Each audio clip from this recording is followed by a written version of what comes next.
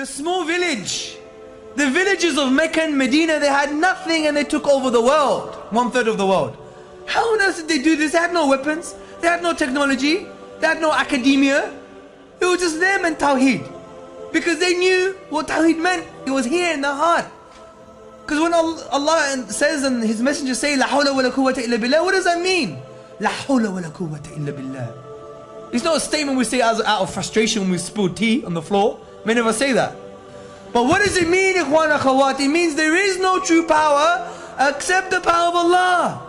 This means that anything in creation intrinsically has no true power. Therefore you can't blame them for anything, and they don't have any power, and they can't be your obstacle, because Allah only uses them as a tool to bring about His will and His power.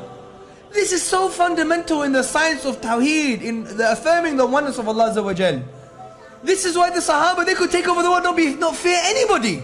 Because they knew whatever happens is because of Allah's will and power, not because of Him. He has no truth. I'm not going to fear Him. He's nothing. I'm nothing. Do you see? And this is so important for us to understand. It would really empower us to have a new realm of possibility to achieve what we can achieve. This is why Abu Bakr radiallahu anhu, what did he do? Before leading the army, he would make dua to Allah so much as if he needed no one else but Allah. And when he was fighting on the battlefield, what did he do? What did he do? It's as if he needed no one else but himself. This is the Muslim. Wallahi, we fear the things that should not be feared. And we become victims.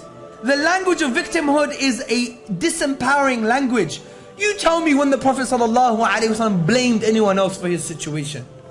Tell me. When did he blame others, the Zionists, Fox News, BBC? When did he blame these people? Ikhwan, akhawat, wake up. We always want to be the victims. Yes, we are oppressed, we agree. But we don't have the mentality of the oppressed.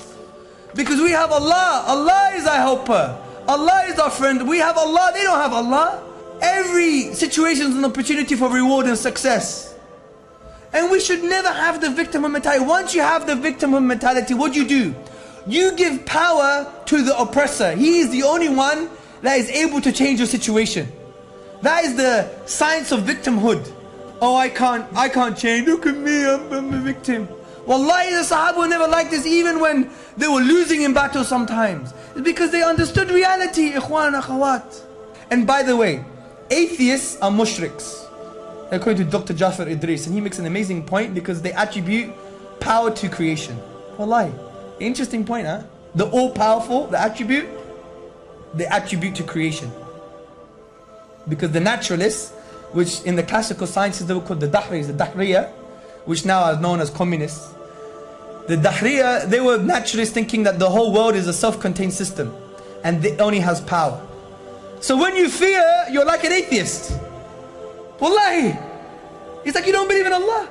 Because you think that this creation has intrinsic power. This is the aqidah of a naturalist, of the Dahriya. This is the aqidah of the atheist. But we believe in Allah. So when we reaffirm this yaqeen, wallahi, it will change your life. Inshallah. And you see this in the lives of the Sahaba. 90 years after the death of Rasulullah, where were we? Who knows where Multan is? Pakistan. We're in Multan, we're in Spain. SubhanAllah, 90 years after the death of the Prophet ﷺ. And it was only then that we decided to fix the masjid, by the way. It was still dripping with water. So that tells you how important buildings are in Islam. Not very important.